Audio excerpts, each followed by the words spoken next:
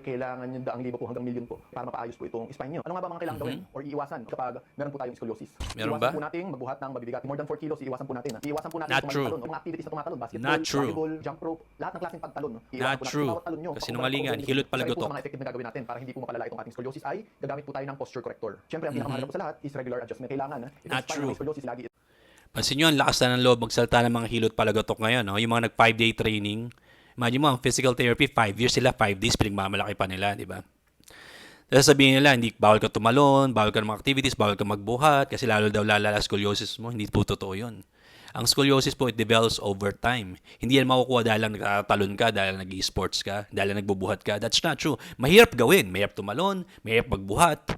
Masakit pa nga minsan, mahirapan din sila huminga pag ginawa nila yung mga bagay nila, pero hindi yun bawal. Hindi rin doon nagde-develop ang scoliosis dahil ginawa yung mga bagay na yun. Yan nga ang problema, lalakas ang loob ng salita nito mga hilot palagotok na to as if kala mo may alam sila. Pa-vlog-vlog, pa-content-content, kala mo tama sinasabi. Karamihan naman sinasabi galing sa ChatGPT. Ginugoogle lang. Halatang halata naman eh. Tapos may isisingit yung agenda nila. Kailangan ng regular adjustment. There's no such thing as adjustment of the spine. Hindi ina-adjust ang spine. Ang katawan natin bumabalik yan sa dati. Given na walang circumstances na nagpapahirap sa kanya o nag-restrict sa kanya bumalik sa dati. Ngayon, kung may scoliosis ka, it develops over time. Kung ganito ang curve mo, may humahatak dito, may nagpapahatak dito, may mahina dito, may sobrang lakas dito, may muscle imbalances ka. Kailangan i-correct yun. Hindi makukuha ng adjustment yun, palalagotokin ng likod. Anong adjustment? Walang adjustment. Gawa-gawa ng mga kwak-kwak. Palibasa, mga Pinoy nakarinig, uy, adjustment, magandang term yun, exotic, gamitin natin para maniwala sa tayong mga tao. Kunyari, edukado tayo, pero wala tayong pinag-aralan talaga. Wala nga tayong PRC license, wala nga tayong school. Hindi nga tayo pumasok sa eskwela at universidad.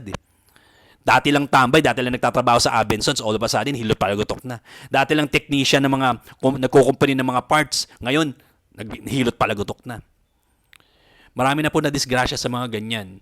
Tapos ngayon po naglalabas pa ng mga fake information, mga false information, yung mga ganitong klaseng tao na wala nang pinag-aralan, hindi na nga dapat nang gagamot at maraming mabubudol sa ganito. Kasi maraming naniniwala sa instant fix, maraming naniniwala sa himala, maraming naniniwala na gagaling sila ng isang session lang sila.